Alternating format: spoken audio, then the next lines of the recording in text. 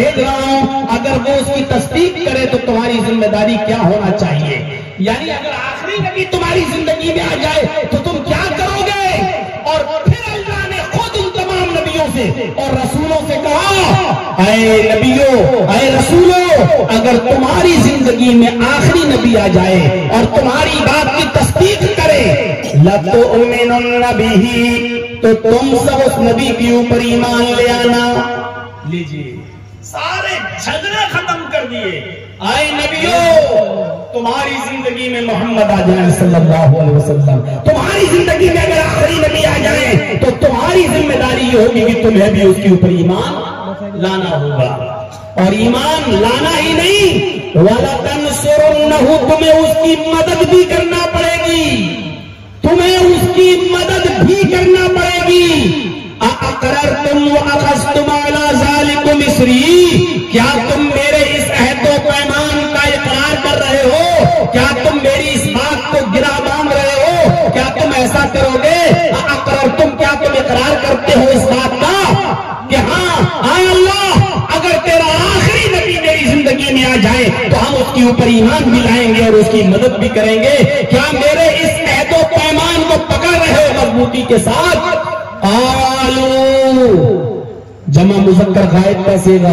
सारे नबियों ने जो भी इस दुनिया में आया, सबने अल्लाह के सामने इकरार किया, क्या अल्लाह अक़ररना, हम इकरार करते हैं कि हम उस नबी पर ईमान लाएंगे और उसकी मदद भी करेंगे। अल्लाह तबारक व तआला ने फरमाया, जब तुम इकरार कर रहे हो, उस नबी पर ईमान लाओगे और उस नबी की मदद भी करोगे। क़ाला फ़शहदू व अना मअकुम मिनश शाहिदीन, तो तुम सब गवाह बन जाओ, तुम सब गवाह रहो और मैं खुद भी गवाह हूं। यानी मेरे सामने तुमने इकरार किया कि तुम उस नबी पर ईमान लाओगे और उसकी मदद भी करोगे, मैं खुद इस बात पर गवाह हूं। ये मकाम, ये मर्तबा कि सारे जो नबी इस दुनिया में आया, अल्लाह ने उससे एक इकरार ले लिया, एक वादा ले लिया, अगर तुम्हारी जिंदगी में खातिमुन नबीन आ जाए, अगर तुम्हारी जिंदगी में रहमतुल आलमीन आ जाए, अगर तुम्हारी जिंदगी में मेरा आखिरी पैगंबर पहुंच जाए तो तुम्हें भी उस नबी के ऊपर ईमान लाना होगा, तुम्हें भी उसकी मदद करना होगी। मेरे प्यारे भाइयों, ये फजीलत अल्लाह रब्बुल आलमीन ने अगर किसी नबी को दी है, किसी पैगंबर को दी है, तो वो जनाबे मोहम्मद रसूलुल्लाह सल्लल्लाहु अलैहि वसल्लम को अता फरमाई है। हम खुश नसीब हैं कि उस नबी के हम उम्मती हैं, उस नबी के उम्मती हैं। अपने बिरादरान वतन की और अपने भाइयों की किताबों का अगर आप मुताला करेंगे, पढ़ेंगे, तो आप देखेंगे तौरात में तो नबी अकरम की पेशीन गोई मौजूद ही है, इंजील में तो है ही, भरी पड़ी है इन किताबों के अंदर पेशीन गोइयां। लेकिन अपने बिरादरान वतन, अपने भाइयों की किताबों में, जिस मुल्क में तुम रहते हो और जहां सबसे ज्यादा तादाद हमारे हिंदू भाइयों की है, इनकी किताबें भी अगर आप पढ़ेंगे तो इनकी किताबों के अंदर भी पेशीन गोइयां आपको मिलेंगी, भविष्यवाणियां आपको मिलेंगी। दो किताबें बहुत इंपॉर्टेंट हैं। जैसे कुरान की तफसीर होती है, कुरान की तफसीर, तफसीर इब्न कसीर, तफसीर अहसनुल बयान, तफसीर कुर्तुबी, तफसीर खाजिम, जैसे कुरान की तफसीरें होती हैं, ऐसे ही हिंदू धर्म के अंदर वेदों की भी तफसीरें हैं। वेद, हिंदू भाई इनको आसमानी किताब मानते हैं, उसकी भी तफसीरें हैं, जिसको व्याख्याएं कहा जाता है, जिनको हिंदी में व्याख्या कहा जाता है, यानी उसकी तफसीर। और हिंदू धर्म में तफसीरों की तादाद कितनी है? वेदों की तफसीर जो है उसकी तादाद है 18। जैसे हमारे और आपके यहाँ कुरान की सबसे ज्यादा मोतबर तफसीर इब्न कसीर को माना जाता है, ऐसे ही हिंदू धर्म के अंदर वेदों की सबसे ज्यादा मोतबर तफसीर भागवत पुराण और कल्कि पुराण और भविष्य पुराण, इन पुराणों को माना जाता है। 18 पुराणों में, 18 पुराणों में भागवत पुराण, कल्कि पुराण और भविष्य पुराण, इन तीन को सबसे ज्यादा इंपॉर्टेंट किताबें और सबसे ज्यादा इंपॉर्टेंट तफसीर माना जाता है। इन तफसीरों में, इन व्याख्याओं में भागवत पुराण और कल्कि पुराण के मुताबिक 64,000 पैगंबर, 64,000 रसूल इस दुनिया में आए। लगभग कहा गया है तकरीबन 64,000। हमारे तक भी कहा गया है 1 लाख, 1.25 लाख, 1,24,000, यानी कसरत उधर भी है और कसरत इधर भी है। उधर भी 64,000 और इधर भी बहुत से, गिनती नहीं मालूम है कि कितने नबी आए, लेकिन उनमें महान और बड़े रसूल 24 बताए गए हैं। 24। और आप ताज्जुब करेंगे कि मोहम्मदुर रसूलुल्लाह को अगर हटा दिया जाए, नबी अकरम को हटा दिया जाए, तो कुरान में भी 25 नबियों का नाम आया है। अगर मोहम्मदुर रसूलुल्लाह को हटा दिया जाए तो 24 रसूल, यानी हिंदू धर्म के अंदर 24 रसूल, 24 ऋषि, 24 पैगंबरों को महान बताया गया है। महान। और अंतिम ऋषि जो सबसे बाद में आएंगे वो 25वां होगा, वो आखिरी होगा, वो समुद्रादूत अर्बन होगा, वो खातिमुन नबीयीन होगा। लेकिन 24 महान रसूल बताए गए हैं। अगर कुरान आप पढ़ेंगे, कुरान में मोहम्मदुर रसूलुल्लाह का नाम अगर हटा दो तो मोहम्मदुर रसूलुल्लाह को छोड़कर 24 नबियों का जिक्र कुरान में भी आया है। अब आप देख लीजिए, भागवत पुराण और कल्कि पुराण में भी 24 महान रसूल और कुरान में भी 24 रसूलों का जिक्र। वेदों में, पुराणों में आखिरी नबी मोहम्मद को बताया गया सल्लल्लाहु अलैहि वसल्लम, वो 25वां। और यहाँ कुरान में मोहम्मद रसूलुल्लाह का नाम जोड़कर नबियों का नाम गिनोगे तो 25, यानी उधर आखिरी नबी 25वां होगा। और हम कुरान में 24 नबियों के बाद एक नाम और पाते हैं, और वो है मुहम्मदुर रसूलुल्लाह वल्लज़ीना मअहू अशिद्दाउ अलल कुफ्फारि रुहमाउ बैनहुम। मोहम्मद अल्लाह के रसूल है। अगर मोहम्मद रसूलुल्लाह को जोड़ लिया जाए तो 25 नबी। इतना जबरदस्त मसावात, इतनी जबरदस्त बराबरी। आज इस देश और इस मुल्क के अंदर जो नफरतों की खाई और घृणा और नफरत एक दूसरे से अदावत जो आप देखी जा रही है, उसकी वजह यह है कि हमें इन किताबों से दूर किया जा रहा है। अगर हम अपने गैर मुस्लिम भाइयों को यह बताएं कि तुम्हारी किताब ये कह रही है और तुम अपनी किताबों को पढ़ो और धार्मिक किताबों के आधार पर प्यार और मोहब्बत की बात करें, तो आज एक पॉलिटिकल पार्टी हमारे और उनके दरमियान नफरतों और घृणा की खाई खड़ी नहीं कर सकती है। इसीलिए मैंने चैनलों को बंद कराया है, ये वजह थी। इसी पर गलत समझ लगाते और इसी पर, और मैं जब बोलता हूं तो होश नहीं रहता कि क्या बोल रहा हूं। यह वजह थी मेरे भाइयों, किताबों के आधार पर घृणा और नफरत फैली नहीं सकती, इसलिए कि नफरत न हिंदू धर्म के अंदर है, न इस्लाम के अंदर, न सिख धर्म के अंदर है, न ईसाईयत के अंदर है। नफरत धर्म सिखा ही नहीं सकता, और जिस धर्म के अंदर नफरत सिखाई जाती है वो धर्म हो ही नहीं सकता। कोई कितना बड़ा साधु हो, इशारा मेरा समझिएगा, कोई कितना बड़ा संत हो, कोई कितना बड़ा धार्मिक से जुड़ा हुआ व्यक्ति हो, अगर वो लड़ाने की बात करता है, नफरत की बात करता है, घृणा की बात करता है, तो आप समझ जाइएगा कि उसने अपने धर्म का मुताला और अपने धर्म की स्टडी सही तरीके से की ही नहीं की।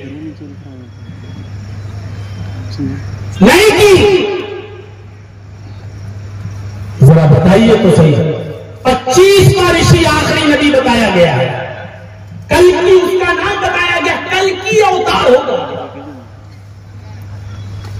पढ़िए नालंद विशाल शब्द सागर नाम की dictionary, Sanskrit into Hindi dictionary, जिसमें कल्कि का जब अर्थ देखेंगे तो कल्कि का अर्थ होता है कलंक को मिटाने वाला, स्याही को मिटाने वाला।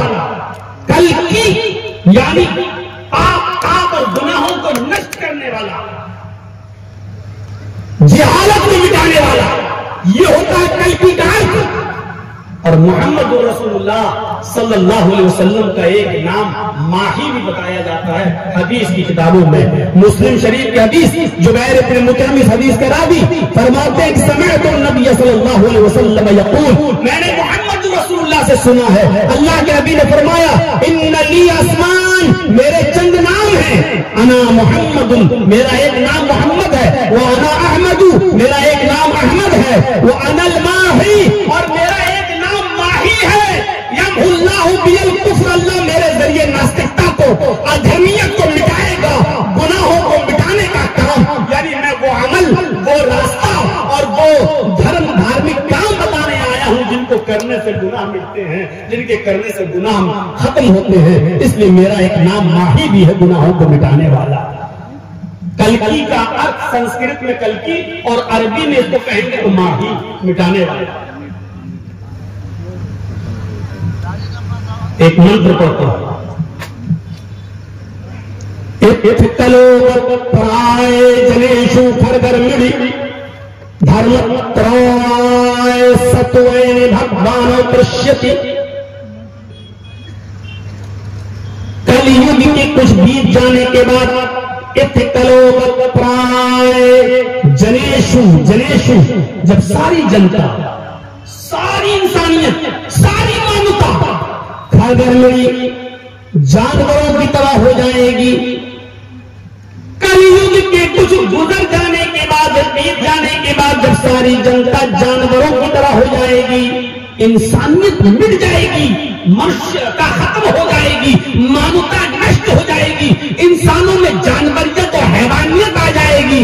धर्मत्राय, तब धर्म की रक्षा करने के लिए, तब धर्म की हिफाजत करने के लिए धर्मत्राय सत्वैन, और सत्य को स्थापित करने के लिए, सत्य को लागू करने के लिए, सच्चाई का प्रचार और प्रसार करने के लिए भगवान दृश्यति, भगवान अवतार भेजेगा।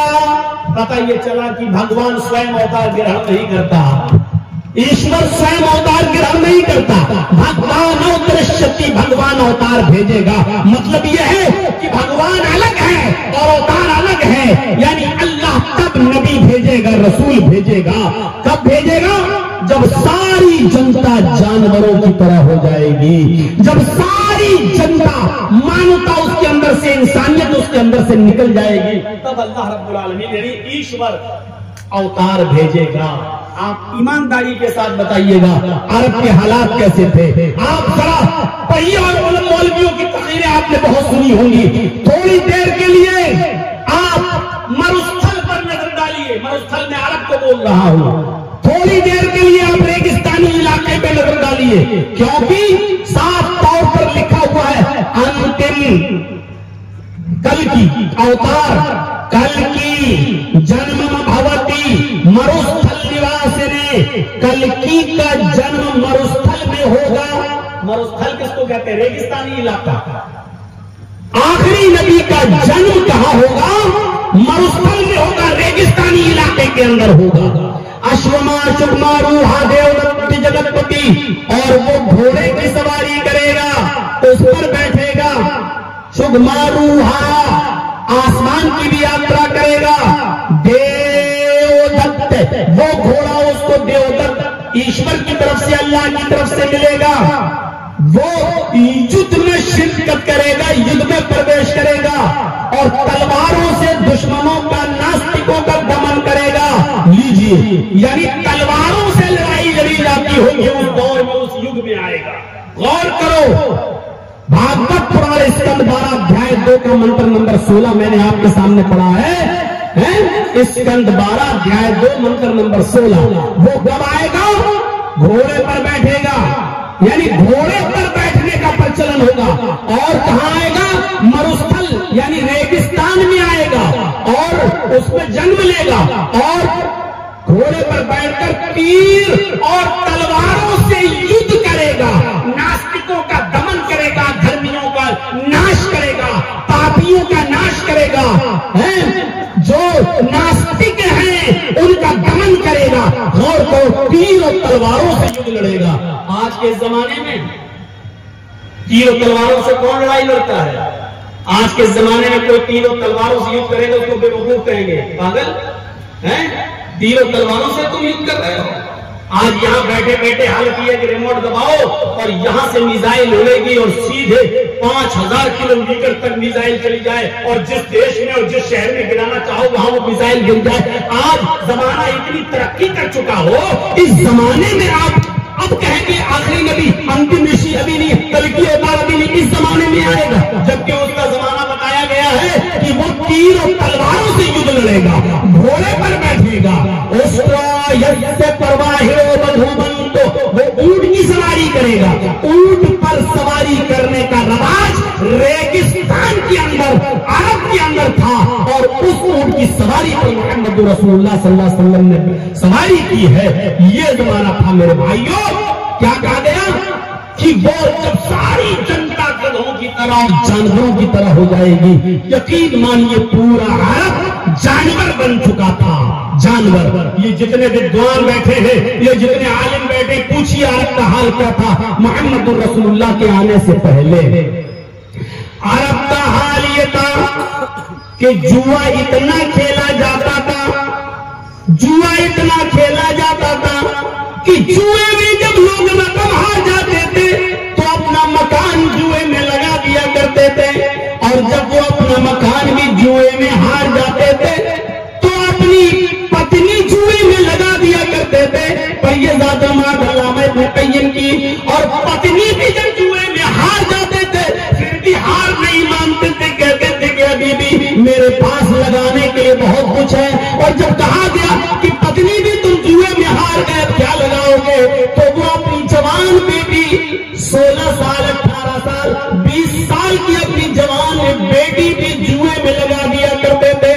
ये हाल था अरब की धरती पर जुआरियों का, और इस तरीके से अंधकार था और पाप पाप और गुनाहों के काम इस तरीके के बढ़ चुके थे। इतना अंधेरा था आपकी सरजमीन पर कि लोग जुए में रकम हार गए तो मकान लगा दिया, मकान हार गए तो पत्नी लगा दी, और पत्नी भी जुए में हार गए तो बेटी